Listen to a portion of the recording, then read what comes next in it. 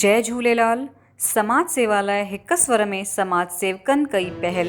ख़बर रायपुर मां आहे जेका समाज जी सेवा खे प्रोत्साहन थी ॾे त राष्ट्रीय सिंधी मंच ऐं आर.के. फ्रेंड्स फॉरएवर मेमोरियल सोसाइटीअ जे तत्वाधान में बीतल ॾींहंनि में राष्ट्रीय सिंधी मंच जी संस्थापक रोशनलाल अवानी, आनंद सदानी, अध्यक्ष दर्शन कुकरेजा, उपाध्यक्ष जे मार्गदर्शन में राष्ट्रीय महासचिव डॉक्टर सपना कुकरेजा जी अॻवानीअ में हिकु कार्यक्रम आयोजित कयो वियो। कार्यक्रम जी शुरूआत स्वामी झूलेलाल जन जी आरती पूजा अर्चना सां गॾु कई वई।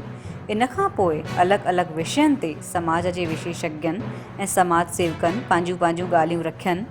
सभिनी खां पहिरियां महेश्वरा मेडिकल इंश्योरेंस जी आवश्यकता ते बल ॾींदे हुए माण्हुनि जो मार्गदर्शन कयनि ऐं जीवन जी सुरक्षा लाइ सामूहिक रूप सां जीवन खे सुरक्षित करण लाइ सस्ता ऐं सुलभ इलाज उन्हनि ते इंश्योरेंस कयनि। गुरमुखदास वाधवानी थैलीसीमिया जी जांच लाइ ख़ासि ज़ोर ॾिननि, छो त हिन जूं घटनाऊं लगातार वधंदियूं थियूं वञनि ऐं माण्हू अॼु बि हिन खां अनजान आहिनि, त हिननि सभिनी लाइ महाजागरूकता अभियान हलाइण ते बल ॾिनो वियो। कैलाश खेमानीअ हॉस्पिटलनि में गोहिल ऐं महांगे उपचारनि सां माण्हुनि खे बचाइण लाइ सस्तो ऐं सुलभ उपचार कीअं उपलब्ध थिए हिन ॻाल्हि ते ज़ोर ॾिननि ऐं 100 रुपया प्रति घर जे हिसाब सां समाज जे माण्हुनि खे साम्हूं अची करे स्वेच्छा सां ॾियण जी ॻाल्हि रखी, जंहिंसां विपरीत स्थितीअ में उन्हनि जो इलाजु सुलभ तरीक़े सां कयो वञे। सुंदर बजाज ब्लड डोनेशन जे सदुपयोग ते बल ॾींदे हुए चयो त अॼु हिन जो दुरुपयोग थिए थो। अहिड़ा कुझु ब्लड डोनेशन ऐं ब्लड बैंक आहिनि जिते आए दिन मामला सुर्खियुनि में ठहियल हूंदा आहिनि। हिन लाइ ब्लड डोनेशन कंदे समय जागरूकता ऐं कड़े नियमनि जी आवश्यकता आहे।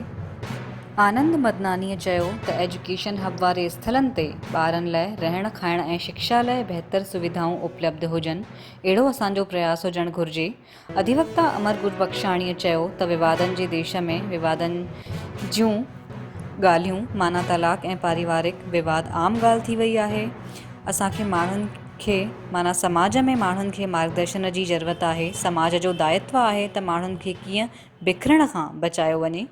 डॉक्टर सपना कुकरेजा चयो त जेके माण्हू समाज में योगदान ॾियनि अथा उन्हनि खे प्रोत्साहन जी ज़रूरत आहे, आवश्यकता आहे, न कि अड़ंगेबाज़ीअ जी। अक्सर ॾिठो वेंदो आहे त जेके माण्हू तन मन ऐं धन सां सेवा कंदा आहिनि सां कुझु माण्हू उन्हनि खे हतोत्साहित करण में लॻियल हूंदा आहिनि। हिन सां समाज ते बुरो असरु पवंदो आहे। असांखे खपे कि असां हिक स्वर में माण्हुनि जी मदद कयूं। कार्यक्रम जे दौरान संगठननि द्वारा लघु उद्योगनि खे बढ़ावो ॾियण जे तहत हिक ज़रूरतमंद खे 15,000 जी सामग्री प्रदान कई वई। गॾोगॾु रोज़गार करे सघे हिन लाइ हिक ठेले जी व्यवस्था बि फ्रेंड्स फॉरएवर मेमोरियल सोसाइटी द्वारा कई वई। हिन दौरान प्रदेश जे 27 ज़िलनि मां 19 ज़िलनि जा प्रतिनिधि शामिल थिया। गॾोगॾु पंचायत जा मुखी ऐं पदाधिकारी बि शामिल थिया।